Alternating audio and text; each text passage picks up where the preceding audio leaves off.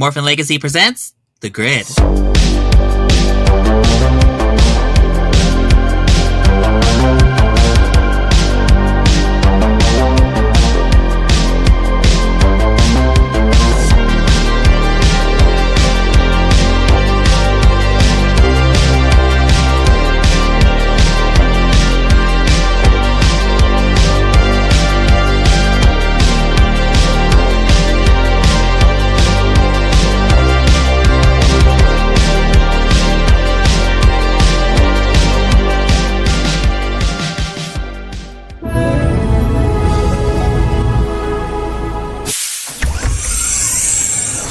Sup, bitches, I'm back, and you won't believe what You can't be serious. All I'm saying is, Ollie has some good qualities, and he shouldn't be overlooked. If you think Ollie belongs in the same tier as Coda, you might need a few days in medbay. Guys?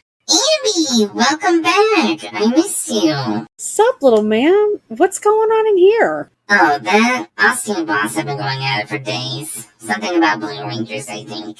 Like me. And they've been ignoring you? Mm-hmm. You'd think they'd be paying extra attention to me since I died recently, and it was really emotional. Teehee. But no. So what have you been doing to pass the time? I've been drawing and coloring. Do you want to see my pictures, Abby? I sure do, little dude. Yay! Hold on. Look at my drawing of a kitty. Meow. I'm an artist like you. This is really good, Glitchy. I'm gonna hang it on the fridge. I don't care how sexy he was in the Cosmic Fury archives. He is not a top tier blue. You know what, Austin? I think you have questionable taste too. I specifically remember you saying Emily was a top tier Yellow Ranger when we discussed Yellow Rangers. Well, where's the lie, though? The lipstick morph? She's an icon. Oh yeah, Miss Farm Girl with the flu who only became a Yellow Ranger because her sister was dying. And what? They're still going at it? I've tried everything I could think of to stop them. Hold on, Glitchy. I think I have something that'll get their attention. Metallic Star Wand! Summon Star Spin Yo-Yo! Yeah! Ow! Amber! When did you get back? I've been back for a while listening to you two have the debate of the millennium while Glitchy was sitting here in a corner all alone by themselves. Oh crap, I guess we kinda got into a zone. I'm so sorry, Glitchy. It's all Ray's fault. Hey! Austin, I might be a baby, but I'm not dumb. You neglected me too. Ha! Well, now that I have your attention, I have something to show you. Treasure chest? You want to see the surprise inside? Are those Ranger keys? Oh heck, yes they are. How in the Shadow World did you get those? Well, I got to thinking about how strong Lord Shadow was. I knew we needed more power, just in case something like that happens again. So, I teleported to Earth and snuck into that cave with all the Ranger keys and nabbed them. It was kind of easy, to be honest. The only things guarding it were a tiki head and an armless robot. Even Tensu? I need his autograph for my book. As cool as these are, I hope you didn't screw up the timeline. I'd ask Austin if they were ever used again, but we know they weren't paying attention in Ranger History class. Yeah, but what's the fun in life if I did pay attention? Keeps us on our toes. True. I've got a question, though. Are there keys for every Ranger up to Super Mega Force, or are there keys beyond that? I clearly remember SPD Ranger keys were used in that era. Nerd. Oh, nice! Looks like we have Ranger keys for every Ranger up to present day. How incredibly convenient. Are there keys of us? Is there a glitchy key? Nope. Well, that's some grade A bullshit. To be fair, we're pretty D-list when it comes to Ranger teams. I wonder if we could... My metallic star orb is glowing. Mine too. Mine 3. My belly button is glowing. What's going on? I think the Ranger keys are turning into Ranger orbs. What the heck just happened? It's possible that the Ranger keys are a gift for reviewing Megaforce. And I guess that means I didn't commit a war crime. Can we use them? I mean, they're orbs, just like our metallic star orbs. I just had an amazing idea. What is it, Amby? I think you two should put your space bullion where your mouth is and prove who the best Blue Ranger is by duking it out as Blue Rangers yourselves. That's not a bad idea, Amber. So, Austin, ready to get your butt kicked? I'm pretty sure you're the one that's going to be humbled, Your Highness. I think I'll be using the blue Dino Fury Ranger orb.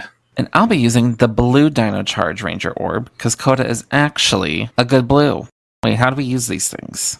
I think that we use them like we use our metallic star orbs. So we place them on the metallic star wand. I think you need to say the morph call, right? Good thinking, Amber.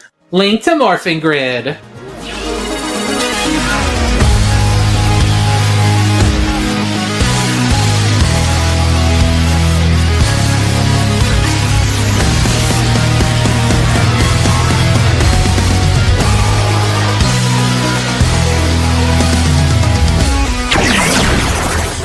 Unleash the power.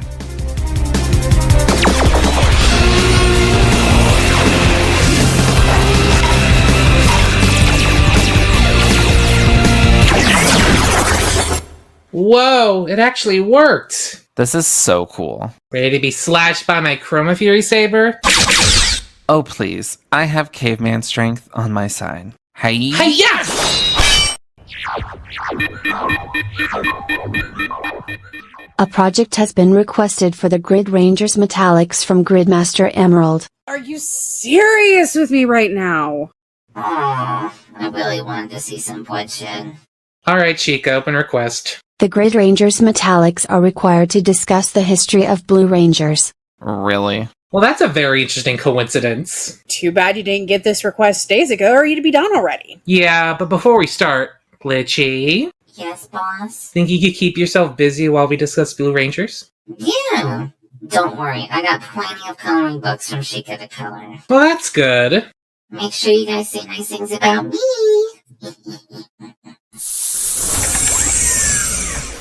Austin, what was Glitchy going on about being a Blue Ranger? Oh, that? He thinks he's our Blue Ranger because of his metallic star orb. That's honestly pretty adorable. I'll allow it. Well, if you guys are ready, Chica, begin recording our discussion on the Blue Ranger legacy. Begin recording Blue Ranger ranking in 3, 2, 1. Alright, Blue Rangers, let's discuss. First one of our lists, the technical original Blue Ranger, if you don't count the first 17 members of the Shiba Clan Blue Ranger. I don't. And if you don't count, I guess Sestra maybe. No. And the original Galaxy Rangers, original Dino Fury Rangers. Our first original Blue Ranger is MMPR Blue Ranger, Billy Cranston. Triceratops! Blue Ranger power! Slay. Icon. So, if you don't know, Billy, at the start, season 1, he was a bit of a nerd, very nerdy. Overalls. Ugh. Always denim, too. So yeah, he was a little nervous, barely knew how to fight outside of the morph. His friend is a dubbed kid named Willie. In his first focus episode, let's start off with focus episodes for season 1. I Guy. When Billy has a little mini-me captured by Rita, has the same name too, Willie. Literally. Which is like a variant of Billy. I Guy captures him, that's his first focus episode. The next one I think's a little better. Power Ranger Punks. Iconic. Oh, yeah. We talk about it all the time. Billy and Kim drink some punk potion and gain an affinity for leather and lunch money. Give me your lunch money, kid. How much is lunch money in the 90s? Were they stealing like $2? That was actually a lot. I mean, depending on the school, that kind of is. And that's your very tropey bully thing. They want lunch money. Not really a lucrative business to be a bully. It really isn't. As somebody who lived through the entire 1990s. Next up is Peace, Love, and Woe. Billy has to save his first of many lumberjars from Madame Woe. He's really trying to dodge these not hetero allegations here, dude. Girl, he was dodging. He was juking them just like you're playing Dead by Daylight, dog. For real. Next up is Switching Places, another Billy Kim duo where they switch bodies, so David Dios could act girly pop.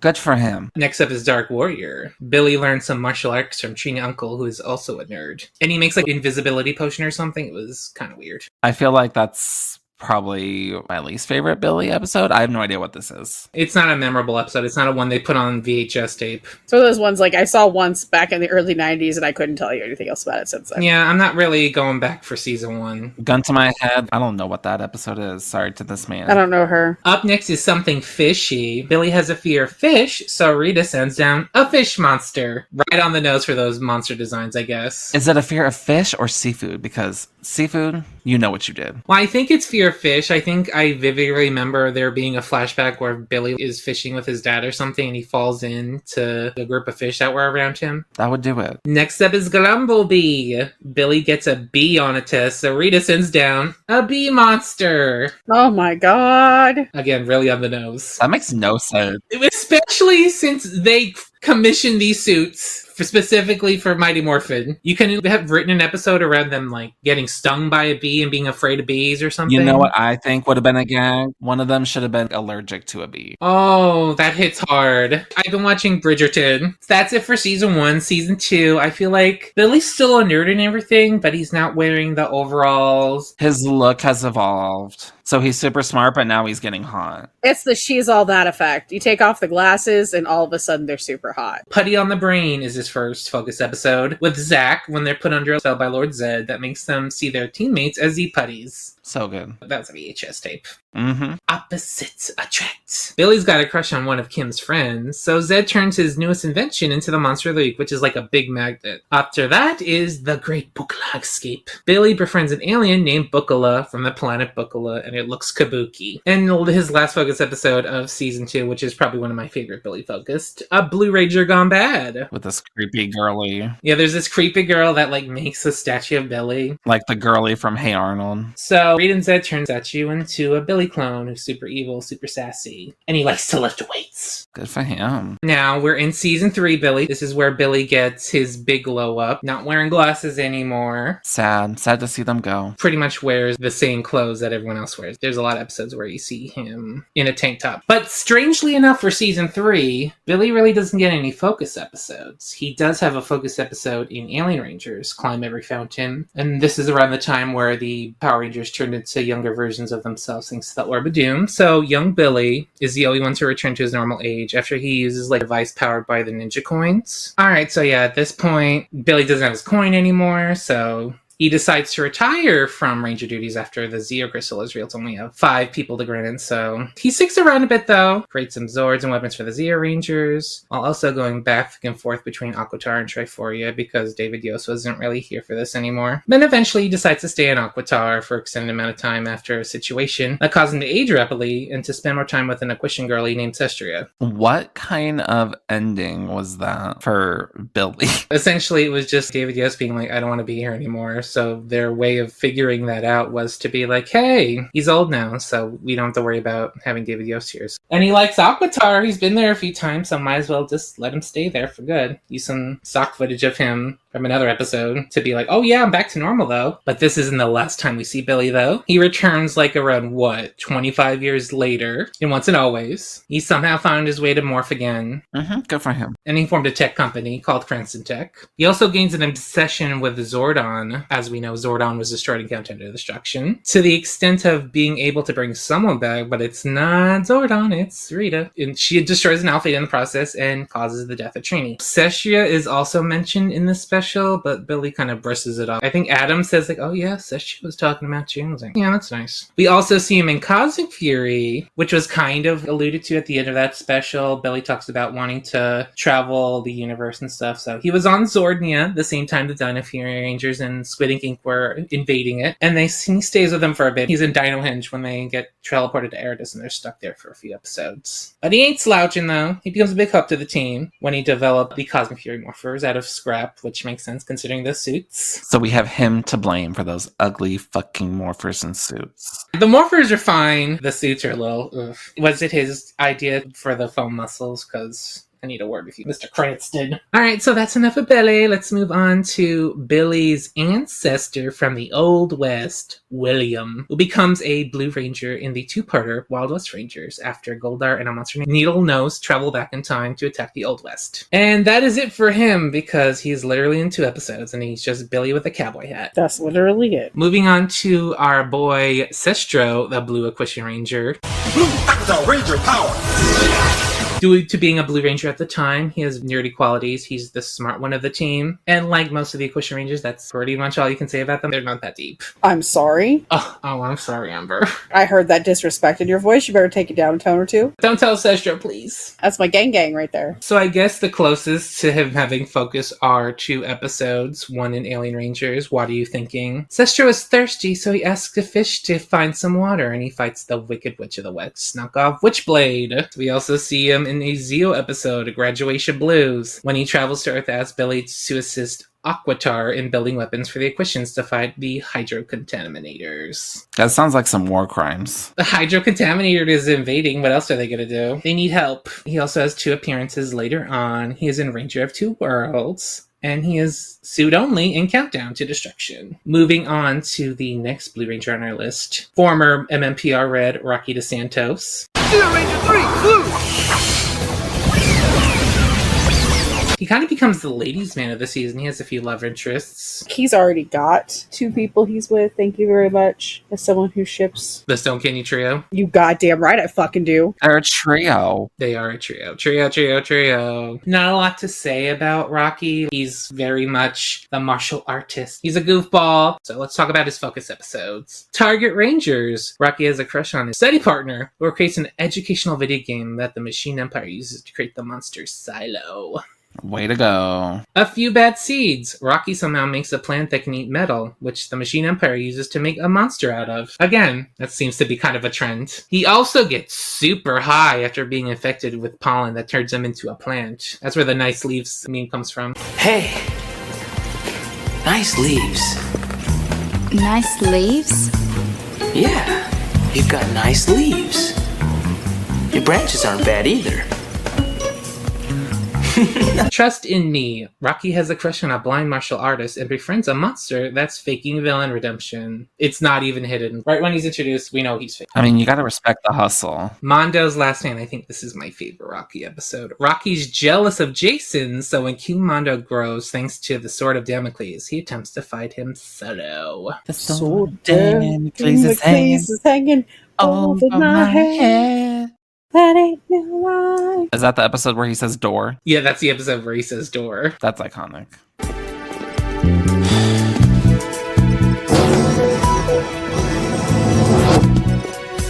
Door? This next one is gonna be, Would you like to talk about Justin Austin?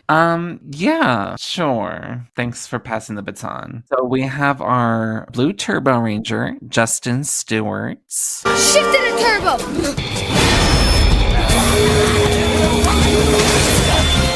Mountain Blaster turbo power!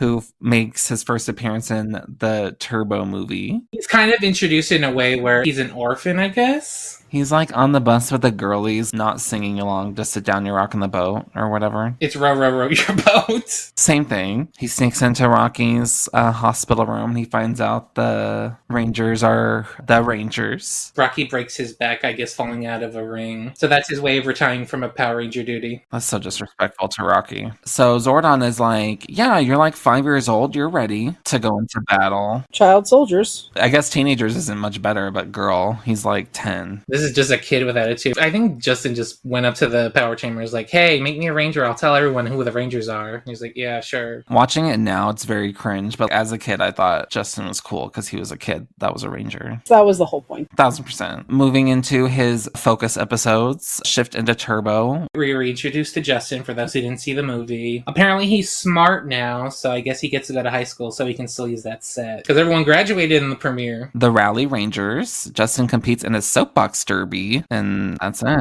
Bicycle built for the blues, which is actually a fucked up episode. Justin's sad because no one remembered his birthday, so Diva Talks is like, here's a birthday present, and it's a bike with a bomb. And he also has to deal with a fucking burping most of the whole episode. Big burpa. He does bow down to the master, though, because she's the queen of hot wind, I guess. I gotta hand it to you, Burpa.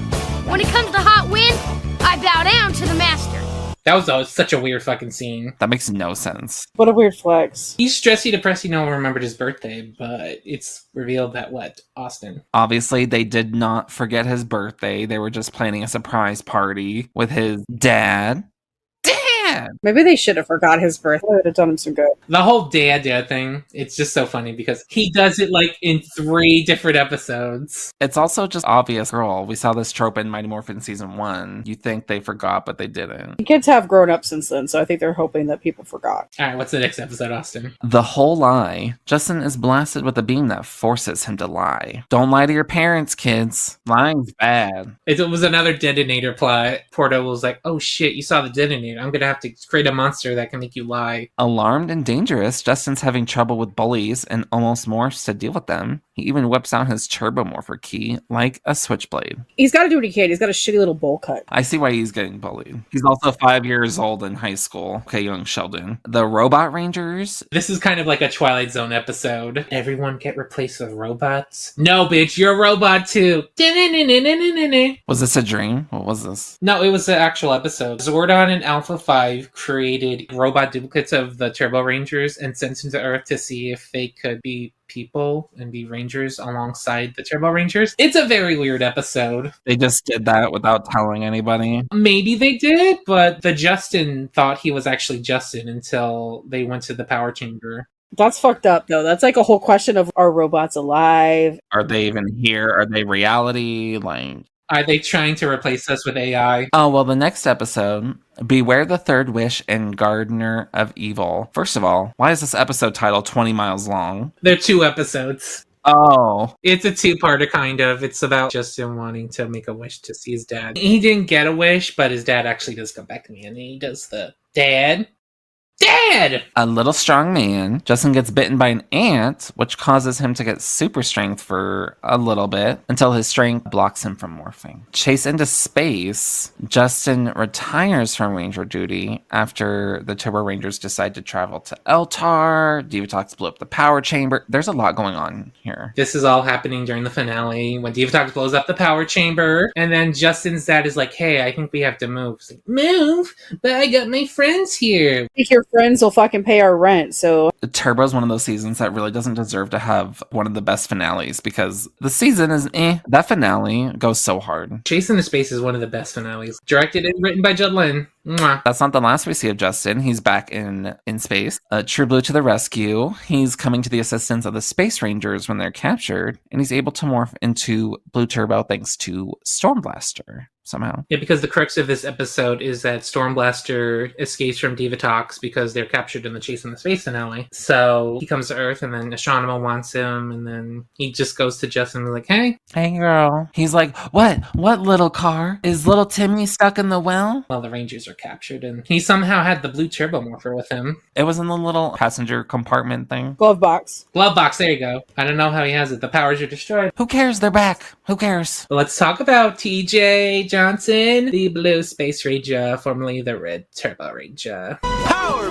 Blue! So TJ's essentially demoted because Andros is here. He's the Red Ranger. You fucking Karovians. Just fucking taking over everything. Fucking God. If you didn't know this about our original Space Ranger team, they all died. Where did they die? When Dark Spectre invaded our planet. Did I miss part of the plot? Is this in the comics or something? Breaking the fourth wall. Yeah, it's in the comics. Well, we don't read the comics here in this house, do we? So yeah, TJ, our cool Red Turbo Ranger, is demoted. He's still cool. He gets to do some things sometime when Andros too busy. He's crying about his sister. So let's talk about his focus episodes, which aren't really that many. TJ's identity crisis. He gets amnesia after getting injured by Dark Lecter. The Ranger's Leap of Faith, not per se a TJ focused episode. He takes the lead. TJ doesn't have a lot of focus episodes, but another leadership episode, 5 of a kind. He starts getting strategic when it comes to the Psycho Rangers since they're obsessed with their color, decides to deal with Psycho Rangers of a different color. When that doesn't work, he decides, like, fuck it, we'll all be blue, and confuse the Blue Psycho Ranger into a corner where it's only him. All of them together would have, honestly, them all. It's a good thing the Psycho Rangers are stupid. They are pretty dumb. So stupid. They're so fucking dumb. Some later appearances by TJ as the Blue Space Ranger. He is in the Lost Galaxy Team-Up 2-parter, To the 10th Power and the Power Pink. He shows up with Cassie in the legendary battle, and he's captured by Lord Draven in Dimensions in Danger. Up next is our psychotic Psycho Blue. Dare I say my least favorite Psycho Ranger? He dies second, so there's not really a lot to say about him. Even Pink, who dies first, gets more later. He does get the Lost Galaxy glow up, so I guess he has a temper, but they all have a temper. They all got a temper. In the episode, he dies 5 of a kind. He gets killed after the Space Rangers confuse him. His monster form is ice-themed. Good for him. Dumbass. Like the other Psycho Rangers, he comes back next season into the 10th Power, but he's destroyed in that same episode, so he doesn't get more like Psycho Pink does. Well, did he deserve more is the question. All right, moving on to Kai Chen, the Blue Galaxy Ranger. Galaxy Blue! So Kai Chen's our strict little boy. He's a stern GSA soldier. He's one of the 5 chosen by the Quasar Sabers on Marinoi to wield them in order to fight a giant scorpion, his bug daughter, and an orange slave-owning pirate as the Blue Galaxy Ranger. He's definitely a classic, follow the rules kind of blue. He's very by the books, especially in some of his focus episodes. You know what else they call that? They call it a nerd. Oh, and believe me, there's a bunch of blue nerds. I mean, we've talked about some already, but there's more on the way. All right, so Kai's introduced as being a foil for Leo, trying to get him kicked off Terra Venture when he's all stowaway in his like velvety red shirt that makes him look like a stripper. Kai is also responsible for adding the Astro Megaship into the Galaxy Rangers arsenal, stealing it when a portal on the moon to Marinoi closes. I guess he's also responsible for having Damon join the team too, because I guess if he didn't steal the Astro Megaship, Damon wouldn't have become our Green Ranger. So Kai spends most of his time working on the bridge of the GSA and is the team chef, cooking yummy foods for his teammates. Alrighty, so let's talk about Kai's focus episodes. Ruki and Red is his first one. Kai tries to teach Leo how to be a contributing member of society when he gets him a job at GSA. Unfortunately for him, he fucks up royally and he becomes a bum once again after that. The Blue Crush. Kai has a crush on a figure skater named Hannah, crushing his heart when he thinks he has a fiance, but this is later revealed to be their sister's fiance, which doesn't really matter to them because we never see her again after that, so what's the point? Blue to the test. Kai gets sus when Commander Sanden wants to set Terra Venture on a course for a red star. No alarms there. Nobody's like,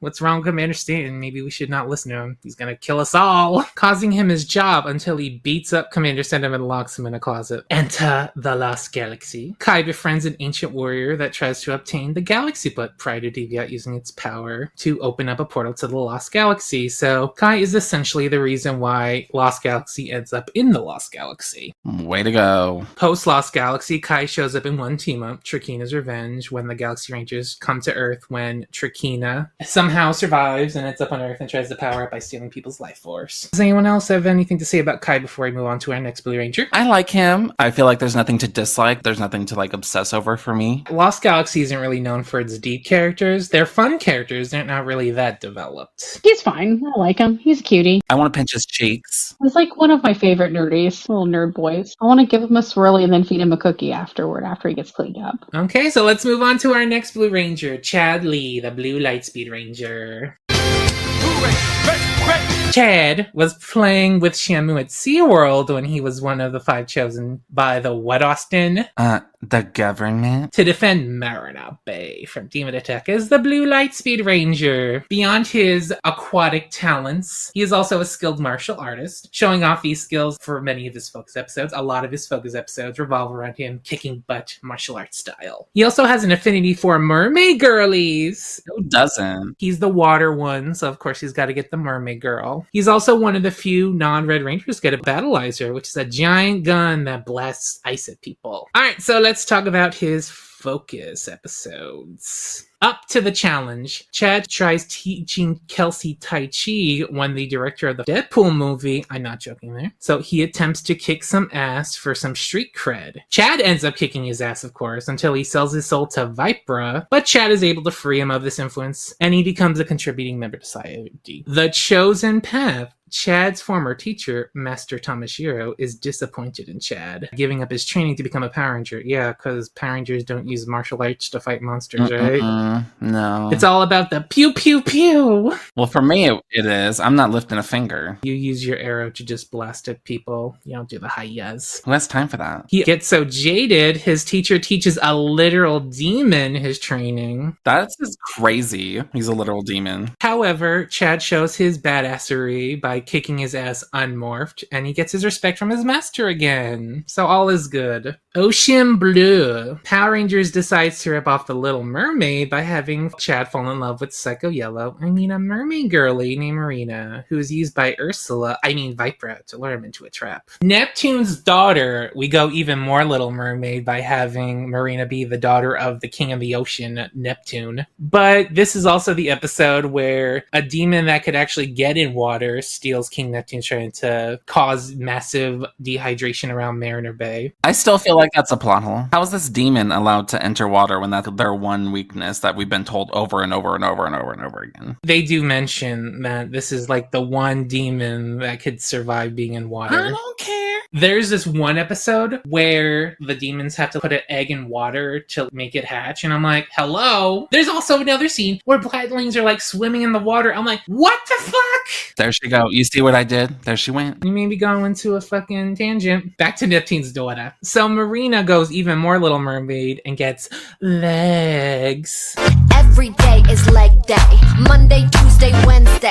To ask for Chad's help. And she's successful in gaining the trident. Alright, so that's it for Chad, except for his appearance in Time for Lightspeed. I guess he's a lifeguard now and he has a mullet. Mullets are very in, unfortunately. Does anyone else have anything else to say about Chad before we move on? I really like Chad. Him and his lesbian sidekick. They have a good dynamic. He's just doing his thing. He's a good little himbo, and I appreciate that about him. Moving on to another himbo, though. Lucas Kendall, the Blue Time Force Ranger. Time Force Blue! I don't know if I'd give him full himbo status. We'll see. Oh, no, girl. Well, he's a bit of a narcissist. He's just an asshole. So Lucas is a former race car driver from the future that somehow ended up a Time Force officer. Maybe he had some speeding tickets to pay off. Anyways, after fucking up royally while driving the big-ass truck to escort Rancic to the cryoprison. Speaking of, why are you escorting Rancic to a cryoprison in this huge-ass truck for no reason? You're just putting a bullseye on you by doing that, right? The big ones decide how those get transported. I'm just here. Should I just shut up to work today? Exactly. He's just doing what he's told, babe. So the Time Force Rangers, after fucking Broly, somehow steal a time ship to follow Rancic into the past, and he is given a chronomorpher to become the Blue Time Force Ranger. Like I said earlier, Lucas is a race car driver, having 2 of his focus episodes centering around him going to driving school after being a little reckless on the road. He's a bit of a narcissist, looking at his beetle face in the mirror. He likes doing his hair. And he's homophobic in One Tree Hill. He has a lesbian sister in One Tree Hill, and he's super homophobic, and he writes fag on this locker. It's a whole thing. So let's talk about his focus episodes. A blue streak. Lucas, despite being a race car driver, has to go to driving school to get a modern-day driver's license. He also has to deal with Nadira and a mutant named Mantomobile, who upgrades some cars to steal some money. So is this the one where he's doing his driving test and he literally just kidnaps and hijacks the instructor? No, this is the first time. So that's a different time.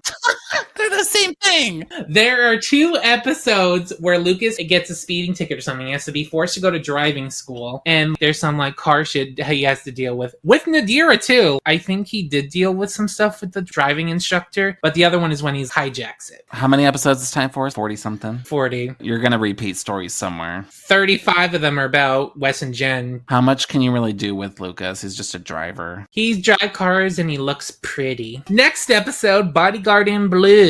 Lucas Lucas is hired to be the bodyguard to the daughter of a biolab scientist who was captured by Nadira at a meeting named Klalox. There's another driving-related episode. The last race. Lucas has to go to driving school again and has to deal with a former racing rival named Dash, who becomes Nadira's getaway driver and probably his ex-boyfriend, if you want to look into it. I think they've done something very challengers. This is his best episode, though. Nadira's dream date. This is our favorite filler. Probably my favorite Time Force episode. I'm serious. This and Movie Madness. Everyone's being like, oh, Jen's Revenge and the Destiny trilogy. No, this one. Lucas is forced to date Nadira when she confuses a poem he wrote about his car. I'm serious. He's an objective sexual. He wants to fuck his car. For her. I've seen that before. I showed you some documentaries about that. He is only able to avoid dating Nadira when he acts like a slob, cause he's so beautiful. What woman wouldn't want him? Oh, and he says he's broke. That's the final straw. He's a scrub. If you're looking at it objectively, it's a scrub. He doesn't have his own place. He doesn't really have his own car. He doesn't have any money. That's very much the whole plot of No Scrubs. Lucas would have one more appearance in Wild Force, Reinforcements from the Future, where he teams up with the Wild Force Rangers in the past. So Lucas and Nadira are kind of hinted at. Cute.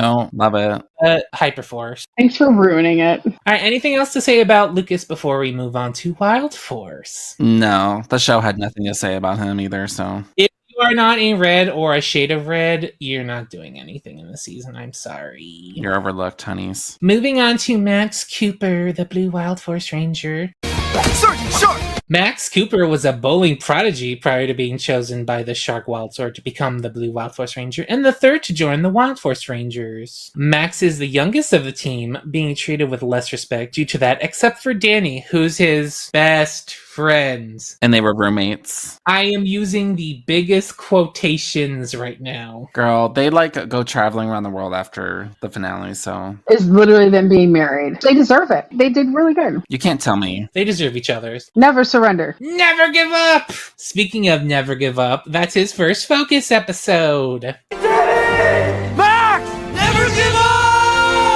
Max gets jealous of Danny's crush Kendall, so he decides to sneak into a scary house and gets trapped in a bell by Bellord. Danny comes to his aid and they get there first. Never give up! Wishes on the water. Max gets tired of everyone calling him a kid, so he decides to write down a wish, putting it in a bottle and throwing it into Turtle Cove Lake. Wow. Littering. Yeah, littering it in the environmental season. Kite's gonna come up to you and fucking slap you. Girl, Kite's gonna murder you in your sleep, honeys. You joke about that, but he would. This bottle becomes a part of the ship org, so he is forced to destroy it. He also gets the giraffe sword in this episode, our mortal enemy. Fuck the giraffe sword. Yeah, for real. D-Zord supremacy! I still remember that video you made of the deer sword destroying the giraffe sword. That's a relic, honey. The tornado spin. This is where we get that backstory I just mentioned to you that you probably didn't know about him being a bowler. Who cares? So yeah, he has to go to his old bowling coach because it just so happens that we get a bowling org. So Max has to learn a certain move to defeat the bowling org. Bowling's pretty gay. I mean, but Alley Cat Strike is also kind of gay, so... But it's alright. We gotta take bowling back for the queers. Too long has it been held by old white dudes. Team Carnival! Max goes to a carnival with Taylor and Kite and teams up with Taylor to take down Gindrax's brother, Juggalo. He's a juggalo. He also gets a new weapon called the Sword of Hardolos, which he never uses. It just automatically forms the combining blaster. Okay, does anyone else have anything to say about Max? He's gay, and I love that for him. Max is kind of a bratty bottom. Well, Max is kind of underwhelming, but my god, this next one. This is the blessed blue. This is our girl. This is our queen. Bow down to Tori Hansen, the Blue Wind Ranger. Ninja Storm! Ranger Born! Ha!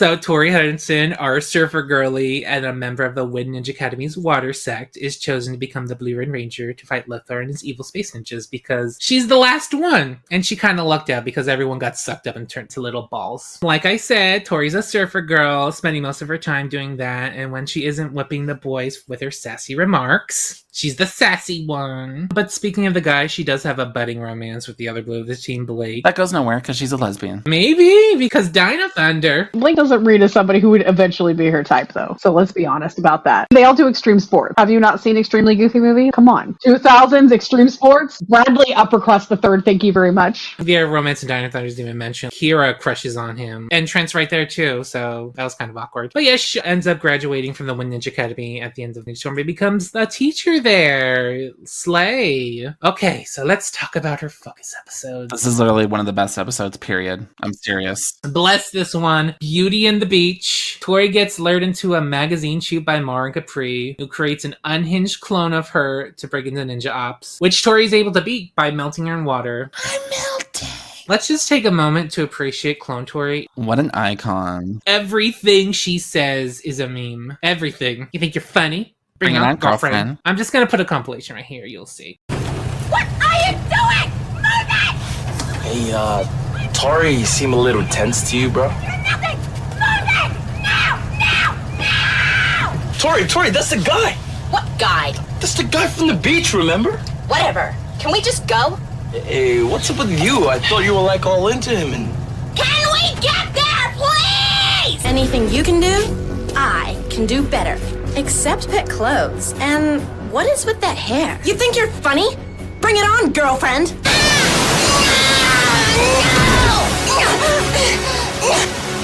Help me, I'm melting!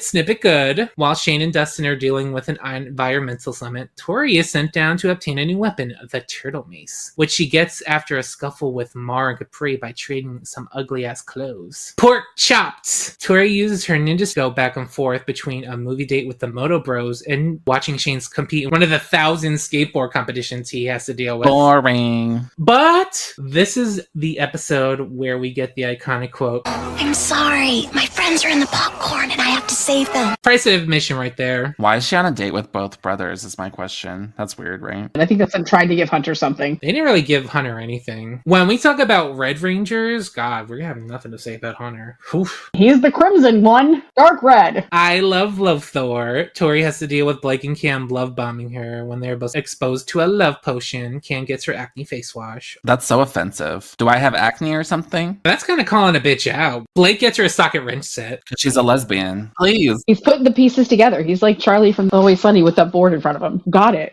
The Wild Wipeout. Tori is sent to the Goldust dimension, a dimension where the Power Rangers are evil and the evil space ninjas are the good space ninjas. That episode is so unhinged. I love it. Double-edged Blake. Tori gets jelly when she thinks Blake is seeing someone, which is revealed to be the daughter of the sensei of the Thunder Ninja Academy, teaching him how to use the Thunder Blade, so that was all for nothing. Later appearances. Tori has 2 returns in 2 team-ups. We first see her in Thunderstorm, where she is still teaching at the Wind Ninja Academy and she turns evil. And we also see her in Once a Ranger, where she is one of the 5 chosen by Sentinel Line to replace the Overdrive Rangers. And I kind of wish she stayed there for good. Oh my god. I was thinking of the Mighty Morphin thingy once in all. She's not in that. Was she one of the figures? Oh, I didn't even count those as later. Whatever. No, we don't need to. Does anyone else have anything to say about Tori before we move on? She's the best female Blue Ranger. Out of the 2 female Blue Rangers we have in the show. I mean, her competition isn't really... We'll talk about her in a bit. Wait until we talk about Madison. My god. Alright, moving on to Blake Bradley, the Navy Thunder Ranger. Thunderstorm!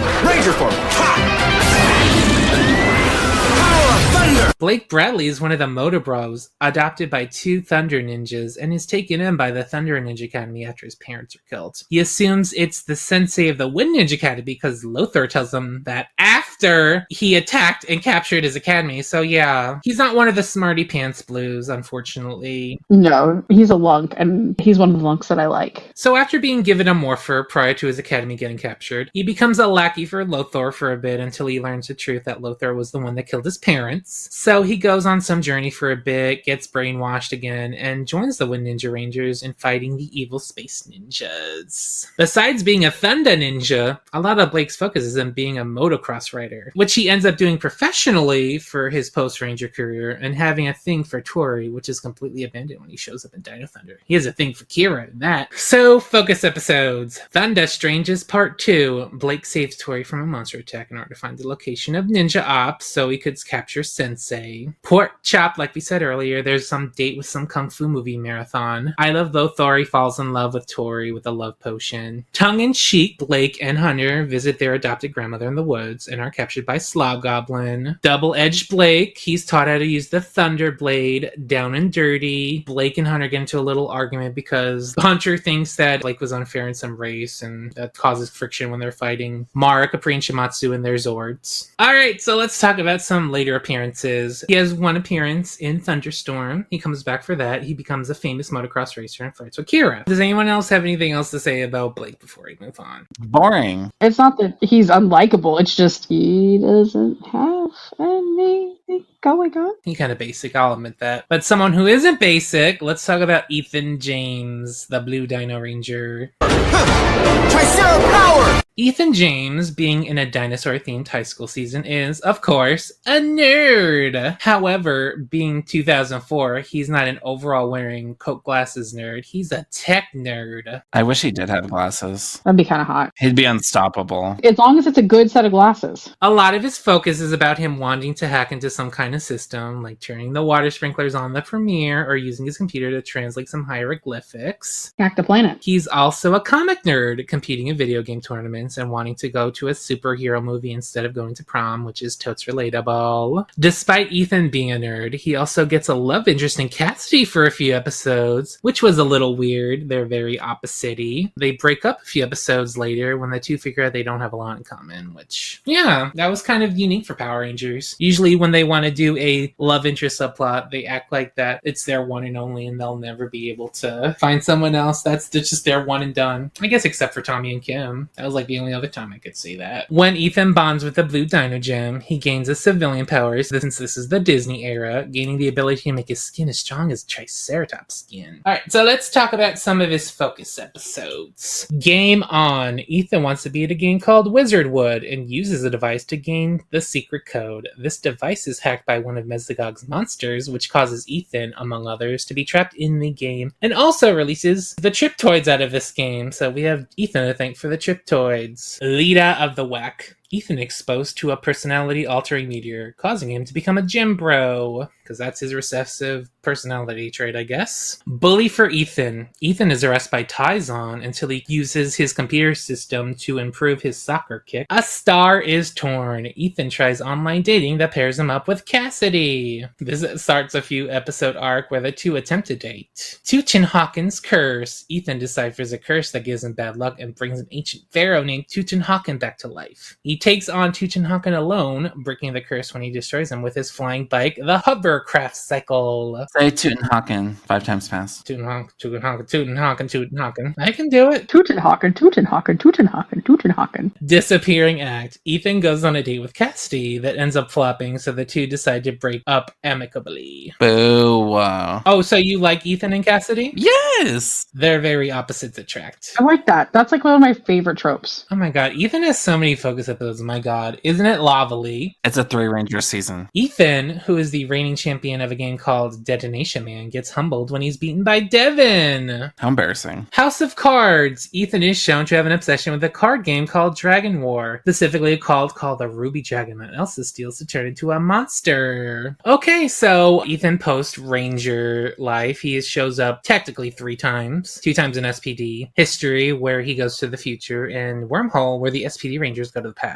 He also shows up in Great Connection when the 3 Dino Rangers teams of the time team up to fight Evox's Chimera Zord. That pun, it wasn't Kevin Duhaney, but technically counts. Anything else to say about Ethan before we move on? He's the goodest boy. I feel like it was a cool approach to nerds can be cool. And he definitely subverted the blue nerd stereotype, so I appreciate him for that. Moving on to Sky Tate. 2. SPD Blue Ranger. Sky Tate is a whiny Nepo baby, aka the son of a Red Ranger that assumed he was going to become one too when he joined SPD, but ends up becoming the Blue Ranger after he gets super sexist around Kruger. Fuck this guy. Ugh. Because apparently girls can't become Red Rangers, even though literally in this season and in the timeline 2 years before, Amelia was a Red Ranger, 2023. So yeah, Sky's a bit of a wet blanket. blanket, being a stickler for the rules, and being mad every time Jack breathes the wrong way. Sky eventually does get his wish in becoming the Red Ranger after Jack leaves SPD, because God forbid Z or Sid gets a promotion even when new people join the team. That really pisses me off when Z and Sid have to stay yellow and pink, even though new people join the team. It's ridiculous! Skya, of course, has a genetic power this season, which is kind of lame. He can project his shield in front of himself with his arm. On to focus episodes, Walls. Sky is still pissy he isn't Red Ranger, on top of not getting a nice new bike, so he decides to stop guarding diamonds to help fight a monster, which causes him to end up in the hands of Grum, so way to go, Sky. You really are proving yourself worthy of becoming a Power Ranger. Idol! Sky's old friend Drew visits SPD, who has become corrupt and now only cares for money. He is revealed to have been hired by Broodwing to assassinate Commander Kruger. Recognition. Sky switches body with an evil monster. Really, nobody notices. He uses his identity to take over the Delta base, because he wants to use the Delta Command Megazord to destroy New Tech City. And lastly, Reflection. Sky is sent to gain intel on an intergalactic jail to interrogate a criminal Murloc who is revealed to have killed his daddy. And he cries about it. So Jack feels sorry for him and he gives him his Morpher so he can use the Battleizer to bring him in. Why would Jack do that? It was probably to get him to shut the fuck up. And then in the end, the episode is like, oh, I felt weird being red. I feel good being blue. And so what's the fuck? Since Sky gets promoted to becoming the Red Ranger at the end of the season, Bridge also gets a promotion to blue. I don't get this. What's wrong with them being their color? Ranking didn't matter when they were like, you've been promoted to A Squad. And it's like, oh yeah, let's stay B Squad. Why don't you have that same energy when Kruger offers you the Red Ranger? Exactly. So yeah, that's really it to say about Bridge's blue era. He's in the jacket for 2 minutes, and then the next time we see him, he's the Red Ranger, because of course he is. There's a A Squad Blue Ranger this season, since the main team is the B Squad. He is an alien. Yeah, he's an alien. He kind of looks like a walrus and a bee, and he's corrupted to be evil because, I don't know. Just cause. He doesn't even have a name. He's taken in alongside the other A Squad Rangers by the B Squad Rangers. And his suit, if you don't know, is the Blue Space Ranger helmet and motocross gear. I knew that as a freaking kid. And then they do the same thing with fucking Sky's dad, giving him the red Time Force Ranger suit. Come on now. And people complain about them recycling monsters in later seasons. What's this? Moving on to Madison Roca, the Blue Mystic Ranger. Fluid is the sea, Blue Mystic Ranger. Madison, the much less interesting Roca sister, is chosen to become the Blue Mystic Ranger because she's one of the few people in Briarwood that isn't a pussy bitch and volunteered to go into the dingy woods. When Udana disguises herself as an old man, be like, help, help, my brother's in the woods. So yeah, Madison, like her element, water, is kind of bland and tasteless. She really doesn't have a lot to do this season, and what she does get is thrown out early into the season. Like her being a vlogger, she literally films everything the first couple episodes until Nick is like, hey, that's pretty stupid. You should stop. She's like, yeah, okay, I'll stop that. So I have nothing to do now. Yay! Speaking of Nick, she kind of gets shipped with him, but this is only really something in the premiere and the finale. Like a lot of stuff this season. Sorry, Mystic Force fans, I'm not a big fan of Mystic Force. So let's talk about the few things she gets to do this season. Like Rock Solid, she gets turned into a statue and has to be rescued by Nick after she gets made fun of by him for filming stuff. That's some character development for Nick,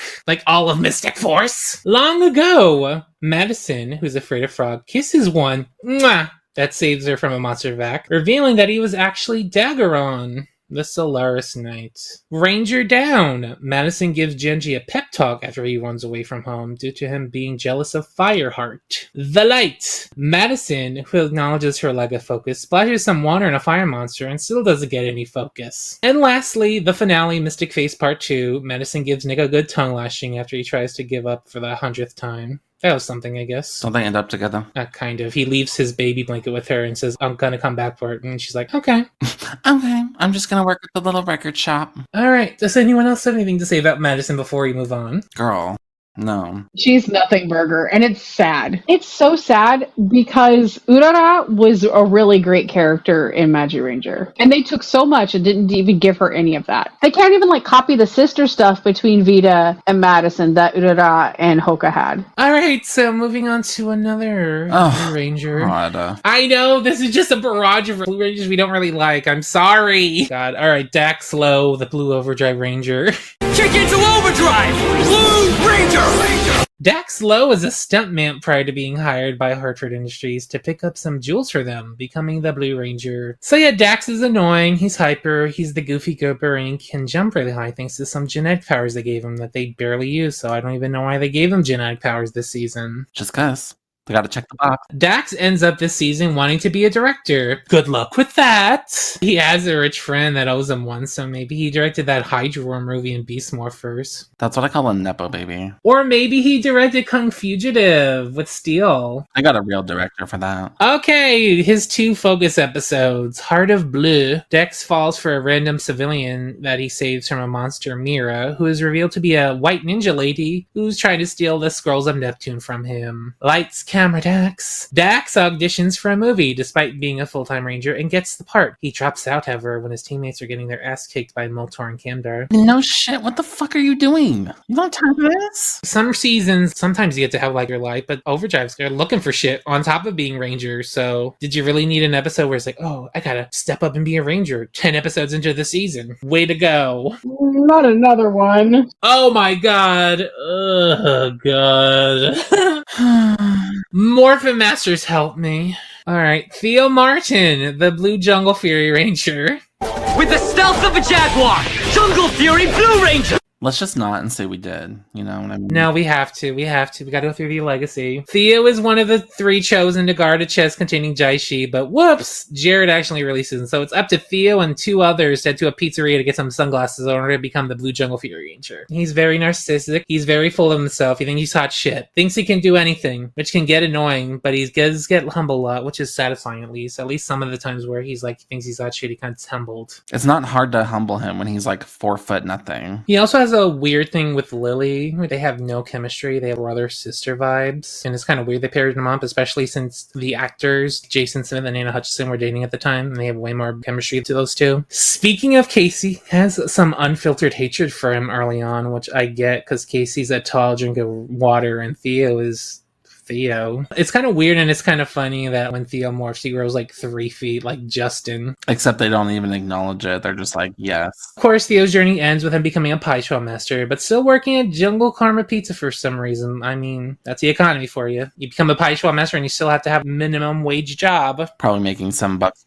Alright, so let's talk about his focus episodes. Can't win them all. Theo gets pissy. He can't walk on walls, so RJ makes him juggle on a tightrope in the woods so he can walk on walls. That's essentially the episode. Dance the night away. Theo gets jelly about the attention Lily is giving Casey. Blind leading the blind. Theo thinks he's hot shit and is perfect at everything, so Pai Schwa Master Soup teaches him how to fly and use a fan. Blue Ranger Twin Danger. Theo's twin brother Lewin comes to town and proves he's better than Theo in every way. He has a personality unlike Theo, and he's already got that going for him. And that's it on Theo. Does anyone else have anything to say about Theo before we move on? No. The Shark Spirit Ranger. With the spirit of a shark, Jungle Fury Shark Ranger! The Shark Spear Ranger is an empty suit created by Master Finn when he is captured by Weiger. It is used for evil until the Paisha Master is rescued, with Casey gaining the ability to summon him during difficult battles. Honestly, the only thing to say about this suit is that it is original, it is very pretty. Yeah. Okay, so finally a break from mediocrity. Let's move on to Flynn McAllister, Ranger Operator Series Blue. RPM!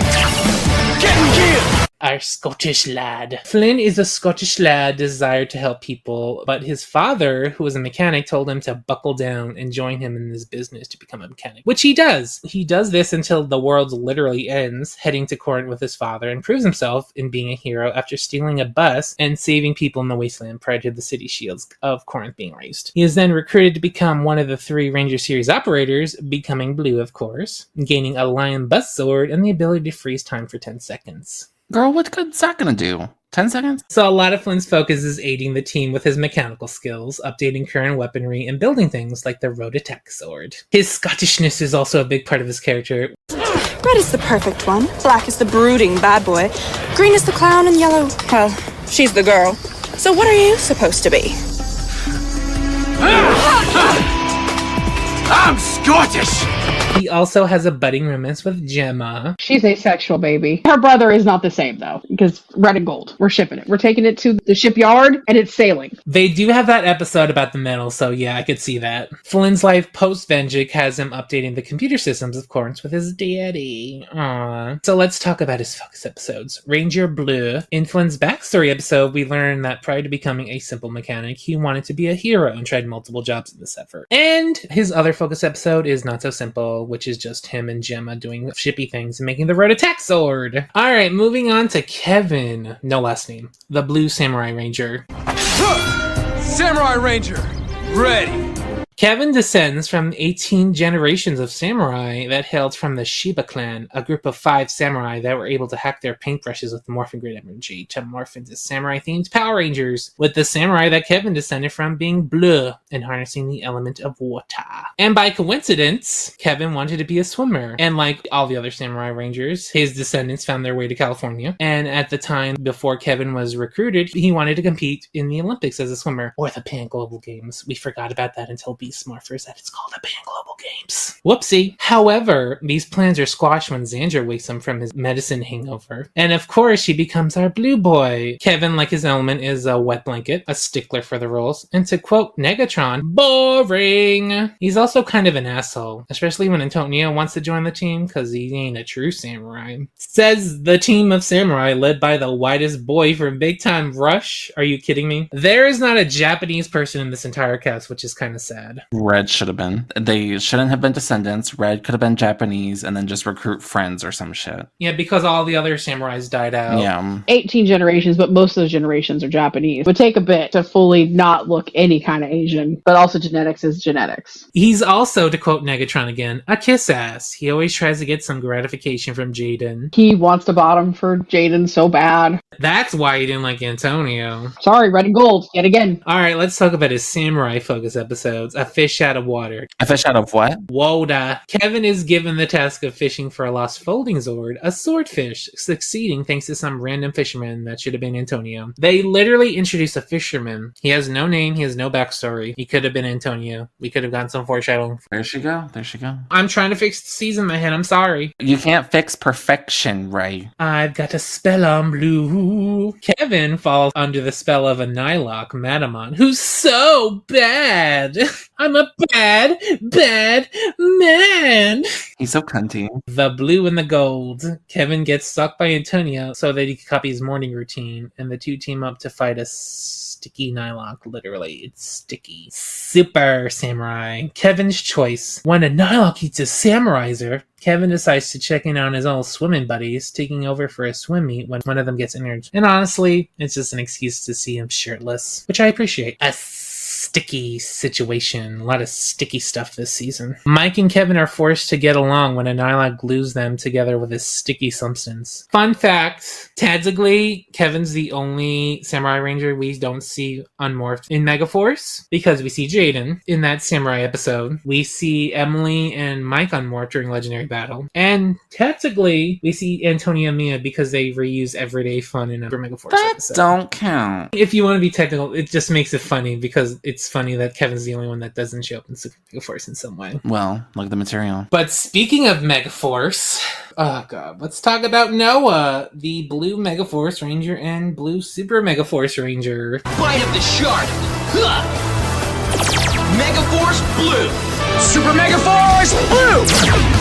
So Noah, being in a high school season, on top of being in an anniversary season, is of course what? I was gonna say sickening. He is not sickening, so good thing you didn't say that. However, unlike our last nerd boy, Noah's kind of boring. I guess he's tech savvy, doing stuff with his computers, but there's no real reason for him to be a nerd because none of his focus episodes relate to the plot of the day. Him helping through using his computer skills to fight off a monster. So what's the point besides MMPR did it? Noah Noah also lacks self-confidence, shown when he has 2 focus episodes. You think Time Force fucking copied it. Noah has the same episode where he needs to learn how to use a weapon to save the day. Because both of the Blue Rangers that share his suit are kind of the stoic fighter. I guess a big part of his character was his friendship with Jake too, I guess. Alright, so let's talk about his focus episodes going viral. Noah has a confidence problem when he can't lift Jake's axe until he can. Last laugh. Noah doesn't have a sense of humor, which is good, I guess, because a toxic beast shows up to capture laughing people in his bottle. Super Mega Force Blue Saber Saga. When a skilled swordsman kicks everyone's asses. Noah decides he's a skilled swordsman now after training with some sticks in the woods overnight. And the grass is always greener or bluer. He switches bodies with JP to make the footage make sense. Oh my god. Nuh-uh. Finally some good fucking food. Our precious angel baby. Coda! The Blue Dino Charge Ranger. Stegosaurus! Power Ranger Blue! Ha! Our boy. I love you. I'd take a bullet for him. Our boy Coda lived in a cave with his tribe 100,000 years ago, which included his grandfather who trapped a monster leisure in a room in a cave, and Taku, his younger brother that almost gets eaten by a saber-toothed tiger. But good thing about Coda is that before he defended his brother, he dug up the Blue Energem, which he bonds with after falling off a cliff into ice, getting trapped in it for over 100,000 years. But I guess it's good for us because he's eventually found by Chase and Kendall. One frees him and is recruited to become the Blue Dino Charge Ranger. And he's dumb. He's a precious little boy. Leave him alone. He's a fish out of water. He's confused about modern day technology. And he speaks broken English early on until he progresses in both. We got some character development here. His language improves. He's able to use modern day technology without being afraid of it. He uses a cell phone in an episode, so that's big character development right there, I think. He's also the biggest cinnamon roll of the season. He's just a precious little boy that needs to be fed Brownie burgers. He needs some cookies and some Brownie burgers and all that other stuff. He does need some cookies. Oh yeah, in that episode! In that cookie, the one logic fails. I didn't even think about that when I said that. Good on you, Austin. Alright, let's talk about some of his focus episodes. Return of the Caveman. Coda's having trouble acclimating to modern day until he helps a little boy named Peter after they're both captured by one of Sledge's outlaws. No matter how you slice it, Coda is revealed to be so pure. This is actually what happens in the episode. I'm not exaggerating. He's so pure that a monster can't break his ties of friendship with Riley. So he decides to switch clothes with Riley for some reason to break his golden snippers, not to be confused with the ruby snippers. Snip, snip, bitch, for good in order to cure his teammates of their nastiness. Dino Supercharge. Home run Coda. Coda is recruited by a baseball team after they see his caveman trait, and Riley uses this opportunity to live vicariously through him. Catching some rays. We learn some of Coda's history when the team goes to an old cave he used to live in, accidentally releasing a monster trapped in there that causes everyone to get high. Want to go on vacation. Girl, they're stoned out of their mind. They're coasting on like 30 milligrams or some shit. Warg World. This is his probably worst focus. He befriends a caveman robot named Warg that almost gets boxed up for good until he uses it to help with a monster attack, and I guess that's okay enough for him to be not boxed up. No, I'm boxing that creepy fucker up. Hell no. Alright, so Coda being a fan favorite, he shows up in the next 2 seasons in multiple episodes. We see him in Dimension and Dangers as one of the 3 representatives, I guess, that show up to the Ninja Steel Rangers to ask them to help with Lord Draven. And he also shows up in the POEI show when Sledge and Poisandra return. And Preston goes to the Dino Charge dimension because if those two didn't interact in a season, Judlin would be paying for his crime. I would have been furious. And my 13th reason. They don't interact at all in Dimensions. So if they didn't have the POEI show, I would have been livid. He also shows up in Finders, Keepers, and Grid Connection. He doesn't do that much, but I'm just glad of his presence because I love when we get some Dino Charge rep. That was more about the villains, let's be real. Speaking of villains. Oh my god. But before that, do we have anything else to say about Coda before we move on to this fucker? No. Moving on to James fucking Navarro. The Aqua Dino Charge Ranger. Hey, Dad. Tyler. Keeper and I have been talking. We both feel that my geology skills should be put to better use. The search for the silver energem is what I need to focus on now.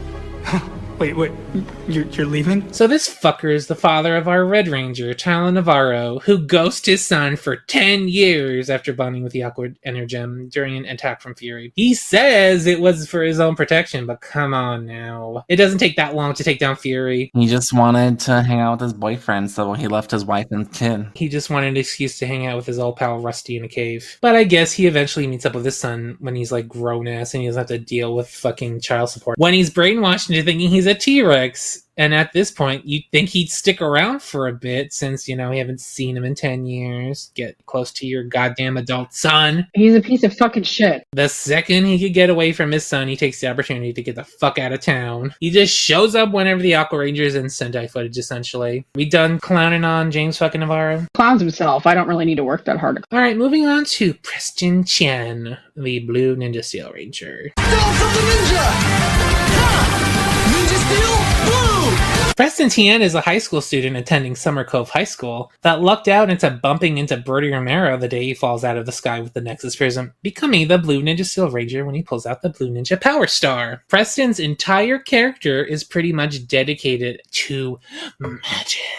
And not Magic the Gathering, just a little Magic Man. He's an amateur magician bride becoming a Power Ranger, and thanks to the Nexus Prism, and this is the only Ranger that gets this shit, by the way, he's able to perform actual magic, which I guess assists the team in fighting warrior contestants when he isn't the one fucking shit up with his magic. He thankfully gets a magic book eventually and a wand, thanks to our sugar mama, Princess Viera, so that's ironed out pretty fast. Beyond his magic hyperfixation, he does have some familial depths, being from a rich family, specifically his dad being a Mr. Collins wannabe, berating his son for wasting his time, until he's reminded of his dead wife thanks to the ribbon tree. I gotta admit that actually is one of Ninja Steel's better. That's not a compliment. It's really not. Yeah, that's not saying much though. Preston's decent, I guess. His season just kind of sucks. Yeah. The most interesting thing about him is that he's played by Peter Sudarso. The cast reveal at PMC was better than the actual season. I'm sorry. Oh my god, that was so good. I was so hyped for Ninja Steel after that. Ugh. Yeah. We were so excited, and then just fucking all of it went to pot. And I feel so bad, because they deserve better than that. Alright, let's talk about some focus episodes. Ninja Steel, Presto Changeo. Preston gains some magic powers due to being exposed to Ninja Steel. Ask me how that works. So he uses these powers to fight the monster of the week. Ranger Ribbon, just talked about it. Preston's dad's that asshole when he gets reminded of his dead wife. Abracadanger. Preston's given some magic and he turns his friends into toys, I guess, or something. I don't remember. Super Ninja Steel. Game plan. Preston's addicted to some video games. Love Stings. He has a crush on a girl and his friends get turned into lovesick bitches by Venema. Magic Misfire. He accidentally gets a teacher fired. Guess gaslights Principal Hastings into thinking she fell asleep. The Poisey Show. Preston gets transported to the Dino Charge dimension on Christmas, so he teams up with Coda to rescue his friends from Sledge and Poisandra. Really, Preston? On Christmas? Alright, so do we have anything else to say about Preston Chen? I wish I liked him more. I think I kind of liked his attitude a little bit more than his other version, because I fucking hated Cloud, or Yakumo, whatever the fuck his name was in Ninja. But that's not a whole lot, though, unfortunately. It's mainly just Peter alone. I think Ninja Steel is better than Ninja, which is saying a lot about Ninja. It causes me more visceral reactions to Ninja Steel, but they're not good visceral reactions. Ninja Steel's just kind of Diet Dino Charge. It tries to do the same thing. Yeah, that shit pissed me off, but that's a whole other fucking episode. Ninja Steel tried to be Dino Charge, it tried to be Mighty Morphin, it didn't succeed in either of them. Alright, let's talk about the 2017 movie Billy. Mother's good. Mother's good. The only character in that movie I have no notes for. No notes. Everything he did was perfect. He was the star of the movie. Clearly, he gets the most focus of the entire movie. He's the only one that isn't a fucking asshole. He didn't send child porn to people. And then get mad at her friends for holding her accountable. The Billy Cranston in this universe is portrayed by being on the autistic spectrum, explaining his quirky smarts, and is the main catalyst for the team finding the power coins. He blows the side of a clip off that was on them in like some gold mine or something in Angel Grove. He also finds the location of the Zeo crystal under Krispy Kreme and is killed by Rita Repulsa for 5 minutes until Zordon uses his energy from the Morphigear to bring him back to life. No, I won't be afraid.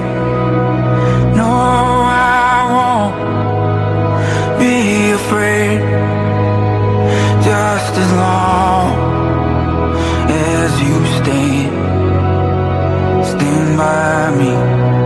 Me and other Amber, if one of us plays that song, we're both feeling emotions. I mean, yeah, not a lot to say about Billy. His entire character is just 2 hours of a movie. And he likes country music. His dad died. He had crayons shoved up his butt or something. He has Bandai Mighty Morphin figures of the villain. He has Finster Squall and Babu figures in his little lab. His mom doesn't know how to say Trini's name. Nobody in that movie knows how to say her name. Does she even have a last name in that? I don't think she does. You think her last name's Kwan?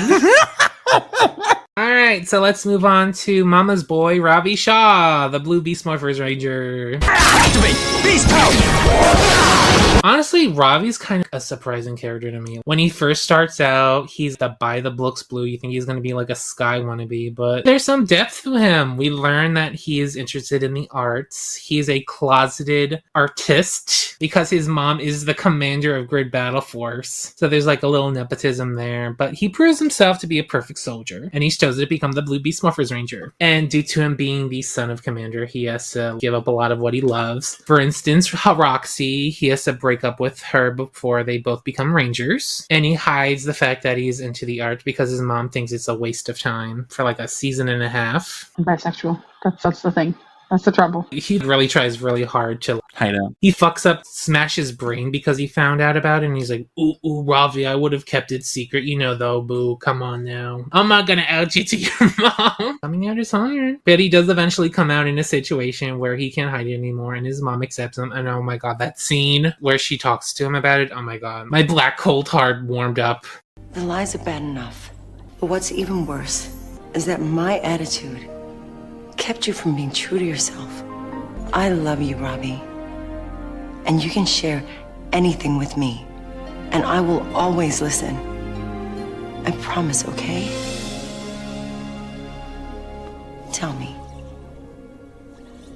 how does art make you feel? I love to paint, Mom. And I know it sounds crazy, but it makes me happy. So from now on, I promise to support whatever makes you happy. As a Beast Morpher Ranger, Ravi gains the genetic power. He gains super strength, but he overheats easily. It will make it very hard for people around him, especially evil versions of his girlfriend. One instance had him crush Avatar Roxy's Morpher and she blows up. He also has a Beastbot companion named Smash, which is very cute. They have a very cute dynamic. Okay, so let's talk about focus episodes. Digital Deception. Ravi is sad on Valentine's Day due to his ex Roxy being in a coma. So Avatar Roxy uses this as an opportunity to get some Grid Battle Force technology to turn Ravi into an evil avatar. Would have loved to see that though. It would have been cool to see a blue one. Thrills and drills. Ravi is afraid to go to the dentist at the same time that Avatar Roxy creates a drill-themed Robotron. What a coincidence. Tuba Triumph. Ravi befriends a tuba player that assists in the fight against a tuba-themed Robotron. So we also get to see Ravi drawing for the first time. Sowing those seeds. Guerrilla Art. Smash sees Ravi drawing, so Ravi, who's afraid to come out at this point, because Commander Shaw hates anything fun, decides to erase Smash's memory, which fucks up his mind. Target Tower. Ravi goes ham on Avatar Roxy when the real Roxy is dying and fucking curb stomps her, destroying her after crushing her morpher with his bare hands. That was savage. Oh my god, that scene is... I mean, that's even more brutal when Amber killed her.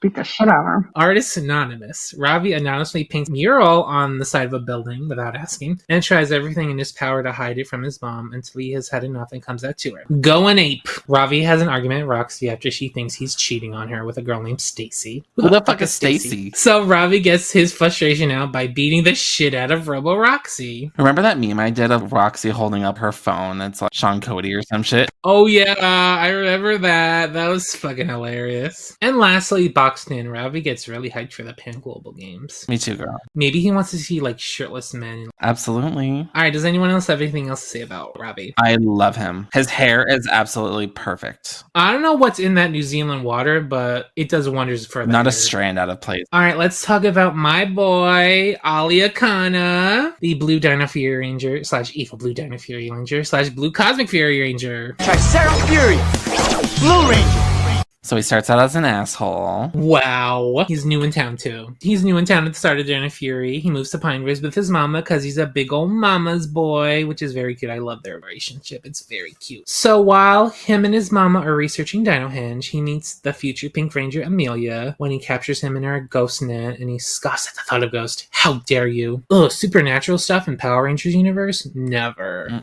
Won't be the last time either. So Ollie and Amelia eventually discover a base under Dino Henge when they come in contact with Void Knight, becoming the Blue Ranger in the whole process. So Ollie's one of our smarty smart blue, kind of a know-it-all, and he has to be read all the time. He also butts heads with Amelia constantly. You think her supernatural obsession is stupid, even though he lives in the freaking Power Rangers universe where we've seen aliens and robots and demons and magic and all this other shit. Come on now. Anyways, he mellows out eventually, and we learn after Ollie's been an asshole for Amelia for other episodes, he has a crush on her. But thankfully, those feels are reciprocated. I don't ship it, sorry. Is it something I'm going to be like, ooh, I want to read fanfic about this? No, but it doesn't bother me. There's not really anybody else I would have shipped either of them with. Ollie got a lot cooler when he didn't have Amelia around him. Let's be real. He's kind of emotionally abusive to her. Kind of. That's his character arc. He learns not to be an asshole with other people's opinions. He learns to respect other people's opinions on stuff and other people's interests. But this isn't the last we see of Ollie, because in Cosmic Fury, he gets to be evil. Good for him. I like evil Ollie way more.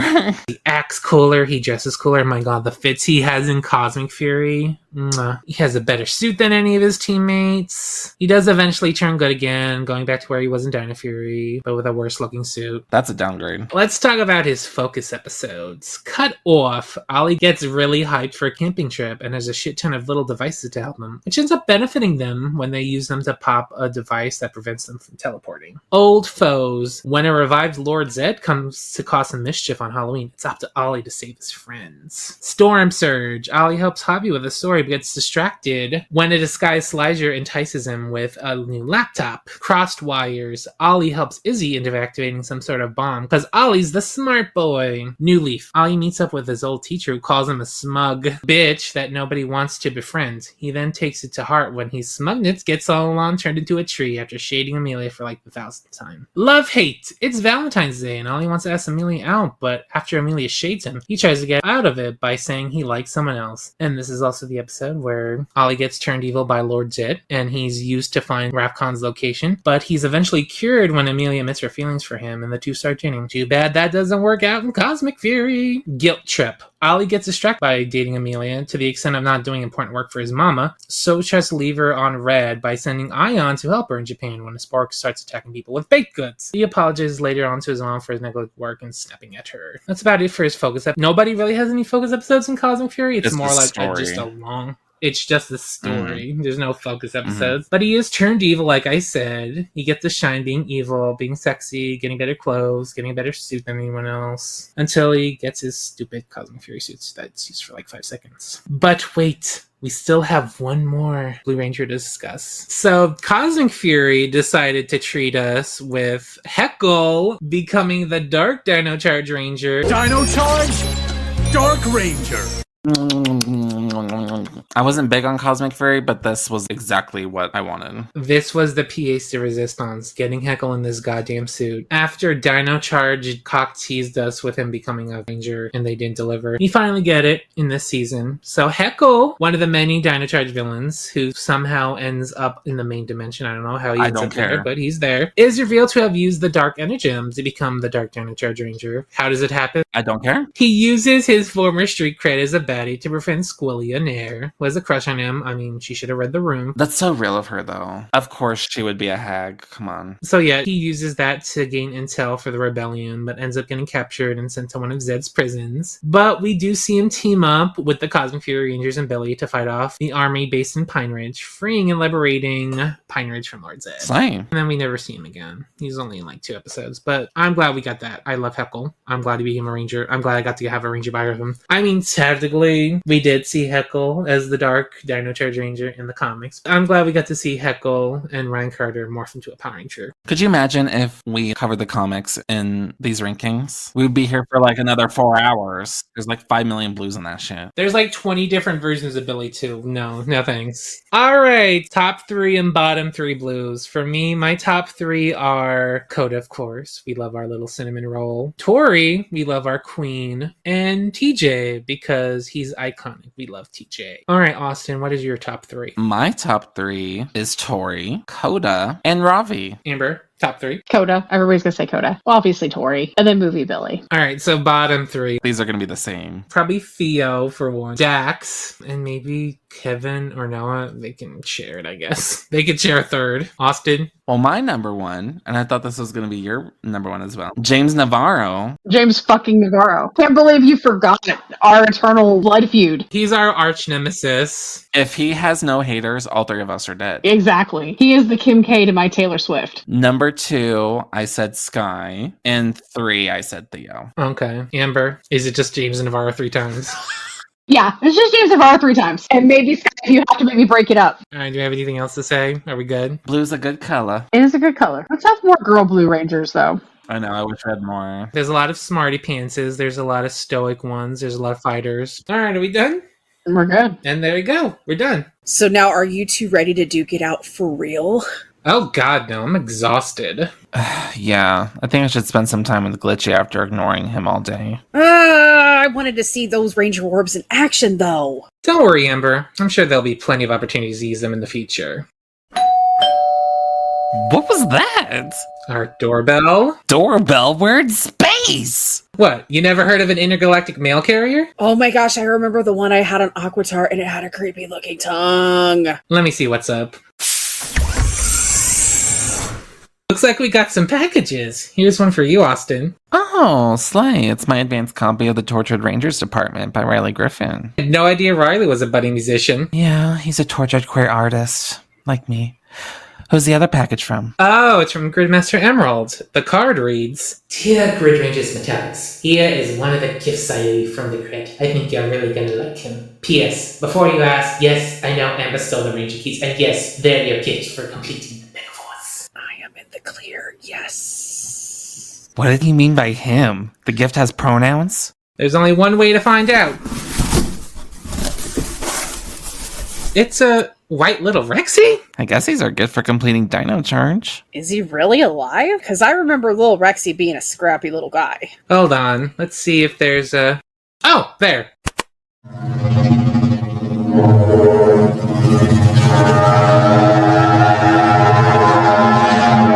Oh, okay. I think he likes you, Ray. Aw, you're the first thing he saw when he woke up. I think he's imprinted on you. He's a chumpy little boy, isn't he? Ow! That's what we should call him. Chompy. Just what we need. Another little guy running amok. Well, I mean, if you don't want to hold on to him. No. I think I'll hold on to him until he gets used to his new surroundings. Oh, Ray. You do have a heart. How can you help not loving this little guy? Our little Dino Charged gift from the Grid. Is he cute? Austin, Andy, Boss. You guys want to see the picture I made of the four of us? This is a real guy. Just so weird. Look at the camera, Chompy. Say hi to the song. Guys, is that a cute baby dinosaur?